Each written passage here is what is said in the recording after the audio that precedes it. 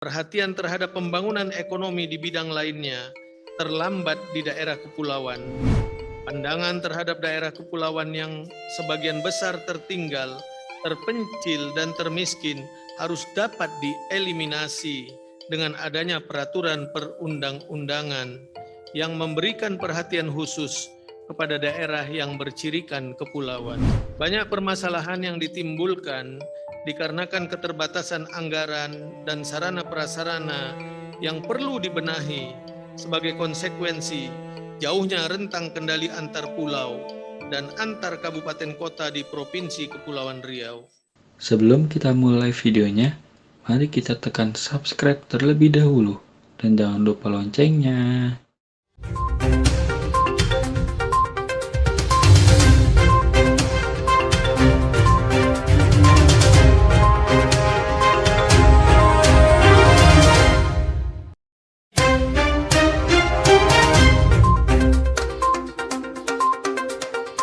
Bismillahirrahmanirrahim.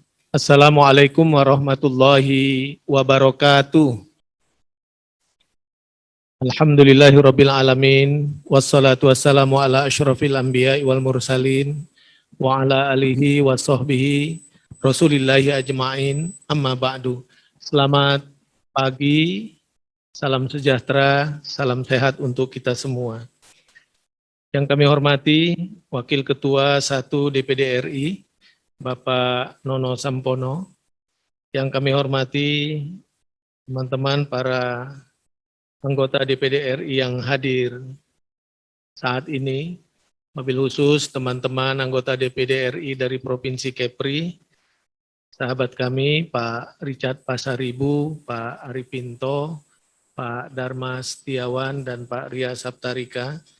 Yang kami hormati Ketua DPRD Provinsi Kepri, yang diwakili Bapak Taba Iskandar, yang kami hormati Deputi Bidang Koordinasi Kedaulatan Maritim dan Energi Kemenko Marves, Bapak Basilio Dias Araujo, yang kami hormati para Menteri Kabinet Indonesia Maju yang hadir secara virtual, yang kami hormati teman-teman para Gubernur Provinsi Kepulauan yang hadir secara virtual atau yang mewakili, para ketua DPRD provinsi yang hadir secara virtual, para bupati, wakil bupati, saya lihat ada juga yang hadir secara virtual. Yang kami hormati Wali Kota Batam yang dihadiri oleh Sekretaris Daerah Kota Batam, yang kami hormati para rektor dan pimpinan universitas yang hadir, yang kami hormati ketua dan seluruh pengurus Aspeksindo, Asosiasi Pemerintah Daerah Kepulauan dan Pesisir seluruh Indonesia, baik yang hadir secara langsung maupun virtual, yang kami hormati para pimpinan organisasi profesi yang hadir, para pimpinan OPD Provinsi Kepri, adik-adik para mahasiswa Provinsi Kepri yang hadir, teman-teman media, hadirin, hadirat sekalian, para undangan yang berbahagia. Selaku umat yang beragama, marilah bersama-sama terlebih dahulu kita senantiasa menyampaikan ucapan puji dan syukur kehadirat Allah Subhanahu wa Ta'ala, Tuhan yang Maha Kuasa, dengan ucapan kalimah Alhamdulillahirabbil alamin.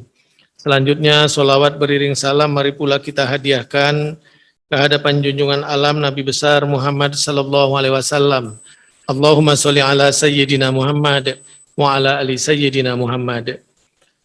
Bapak Ibu sekalian, wabil khusus Pak Nono Sampono beserta rombongan, mengawali sambutan ini izinkan kami menyampaikan satu bait pantun pembuka. Pantunnya begini: pergi berlayar menjelang petang, hendak memancing si ikan pari. Kepada Wakil Ketua dan anggota DPD RI kami ucapkan selamat datang di Kota Batam, Provinsi Kepri.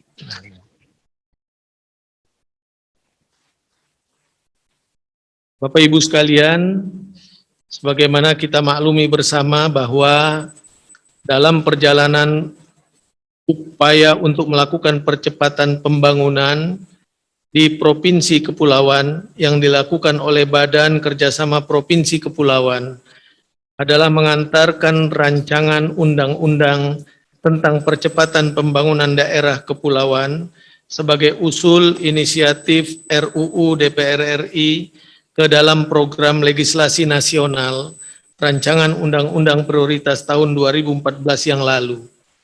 Akan tetapi dalam perjalanannya tidak sepenuhnya dapat diterima secara baik oleh pemerintah. Kekhawatiran pemerintah terhadap percepatan pembangunan daerah kepulauan dengan undang-undang tersendiri berpotensi overlapping dengan peraturan perundang-undangan, sehingga pemerintah mengusulkan pengintegrasian RUU Percepatan Pembangunan Daerah Kepulauan ke dalam Undang-Undang Nomor 23 Tahun 2014 tentang pemerintahan daerah. Sebagaimana tercantum pada bab 5, kewenangan daerah provinsi di laut dan di daerah provinsi yang berciri kepulauan, mulai dari pasal 27 sampai dengan pasal 30, yang intinya mengatur tentang pasal 27 dan 28 adalah pengelolaan sumber daya laut di 12 mil di luar migas. Pasal 29 adalah penetapan kebijakan DAU dan DAK dilakukan dengan cara menghitung luas lautan yang menjadi kewenangan daerah provinsi. Dan pasal 30 tentang ketentuan lebih lanjut mengenai kewenangan daerah provinsi di laut sebagaimana dimaksud pada pasal di atas yang diatur dengan peraturan pemerintah, akan tetapi hingga sekarang belum terbit peraturan tersebut. Sejak Undang-Undang 23 2014 ini diundangkan, sampai dengan sekarang, pemerintah daerah belum dapat merasakan manfaat seperti yang diamanatkan dalam pasal tersebut, guna percepatan pembangunan di daerah yang bercirikan kepulauan. Bapak Ibu hadirin sekalian yang berbahagia, daerah kepulauan memiliki karakteristik yang berbeda dengan daerah kontinental, sehingga model pembangunannya, terutama pembangunan infrastruktur, tentunya juga berbeda. Selama ini, perhatian terhadap pembangunan ekonomi di bidang lainnya terlambat di daerah kepulauan dan masyarakatnya pun masih relatif banyak terisolir. Pandangan terhadap daerah kepulauan yang sebagian besar tertinggal, terpencil, dan termiskin harus dapat dieliminasi dengan adanya peraturan perundang-undangan yang memberikan perhatian khusus kepada daerah yang bercirikan kepulauan. Contohnya Provinsi Kepulauan Riau yang memiliki luas wilayah 251.810 km persegi dengan luas daratan 10.595 km persegi atau 4%, sedangkan luas lautan 241.215 km persegi atau mencapai 96%, serta memiliki pulau pada air pasang sebanyak 1.795 pulau dan pulau pada air surut sebanyak 2.408 pulau. Karena sebagian pulau kita Bapak Ibu adalah pulau karang, sehingga kalau pasang sebagian itu tidak terlihat. Nah, sebagian kalau surut baru semua terlihat. Salah satunya pulau yang saat ini sedang dibangun oleh pemerintah pusat, Karangsinga, yang memang berbatasan langsung dengan Singapura dan Malaysia. Untuk mengantisipasi jangan diklaim lagi oleh Malaysia, maka pemerintah tahun ini membangun Pulau Karang itu agar menjadi identitas resmi. Pulau Karangsinga itu adalah miliknya Indonesia. Melihat pada kondisi geografis tersebut, sudah selayaknya diberikan perhatian khusus. Dalam pemberian DAU dan DAK, yang selama ini hanya melakukan perhitungan pada luas daratan, sehingga metode pembangunan daerah kepulauan memerlukan pendekatan dan pembiayaan yang berbeda tentunya. Banyak permasalahan yang ditimbulkan dikarenakan keterbatasan anggaran dan sarana prasarana yang perlu dibenahi sebagai konsekuensi jauhnya rentang kendali antar pulau dan antar kabupaten kota di Provinsi Kepulauan Riau.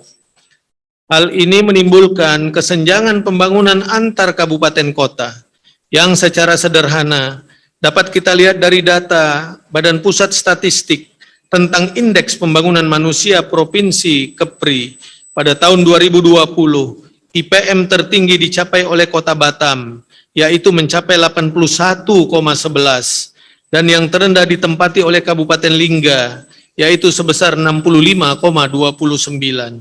Keadaan ini menunjukkan adanya ketidakmerataan pembangunan manusia antar kabupaten kota di Provinsi Kepulauan Riau, Provinsi Kelautan ini. Bapak, Ibu, dan hadirin yang saya hormati, tujuan dari percepatan pembangunan daerah Kepulauan Riau, tujuan dari percepatan pembangunan daerah kepulauan adalah untuk mengoptimalkan sumber daya alam yang dimiliki untuk dapat dijadikan sumber pendapatan bagi daerah. Akan tetapi, implementasikan peraturan perundang-undangan tersebut ditemukan tumpang tindih pengelolaan kewenangan di laut. Sebagai contoh, Pasal 16 Undang-Undang Nomor 1 2014 yang intinya pemanfaatan ruang dari sebagian perairan pesisir wajib memenuhi perizinan berusaha dari pemerintah pusat dan peraturan pemerintah nomor 41 2021 bahwa penerbitan perizinan berusaha bagi para pengusaha di kawasan perdagangan bebas dan pelabuhan bebas menjadi kewenangan Badan Pengusahaan atau BP. Hal ini bertentangan dengan pasal 27 Undang-Undang nomor 23 2014 dan merujuk pada pasal 407 Undang-Undang nomor 23 2014 yang memuat semua peraturan perundang-undangan yang berkaitan secara langsung dengan daerah wajib mendasarkan dan menyesuaikan pengaturannya pada undang-undang ini. Dengan adanya perubahan kewenangan terkait perizinan pemanfaatan ruang laut tersebut berdasarkan Undang-Undang nomor 11 2020 tentang Cipta Kerja dan peraturan turunannya termasuk PP nomor 41 2021 tersebut berdampak pada berkurangnya potensi pendapatan daerah. Bapak, Ibu, hadirin yang kami hormati, oleh karena itu kami mendukung percepatan penetapan RUU Daerah Kepulauan yang diinisiasi oleh DPD RI untuk ditetapkan menjadi undang-undang dan mengapresiasi usaha yang dilakukan DPD RI. Seperti yang kita ketahui bersama, bahwa rancangan undang-undang tentang daerah kepulauan masuk dalam program Prolegnas Prioritas 2021 yang telah disahkan pada sidang paripurna DPR RI pada tanggal 23 Maret 2021 yang lalu. Adapun beberapa pernyataan BKS Provinsi Kepulauan yang diharapkan dapat diakomodir dalam rancangan undang-undang daerah kepulauan, yaitu meminta kewenangan daerah provinsi untuk tetap mengelola sumber daya alam di laut 0-12 mil atau lebih di dalam wilayah provinsi kepulauan. Kedua, pemerintah pusat memberikan alokasi anggaran dana khusus kepulauan antara 3-5% dari APBN di luar pagu dan transfer umum yang diprioritaskan untuk mempercepat pertumbuhan pembangunan guna mengejar ketertinggalan dengan provinsi daratan lainnya. Yang ketiga, kebijakan kawasan strategis nasional dan kebijakan lainnya harus bersinergi dan tidak mengurangi kewenangan provinsi yang berciri kepulauan dalam rangka meningkatkan kesejahteraan masyarakat di daerah. Bapak, Ibu, hadirin sekalian yang saya hormati, demikian sambutan dan harapan yang dapat kami sampaikan dalam kesempatan ini melalui acara FGD Undang-Undang Daerah Kepulauan, ikhtiar pemerintah menciptakan kesejahteraan rakyat yang merata dan berkeadilan.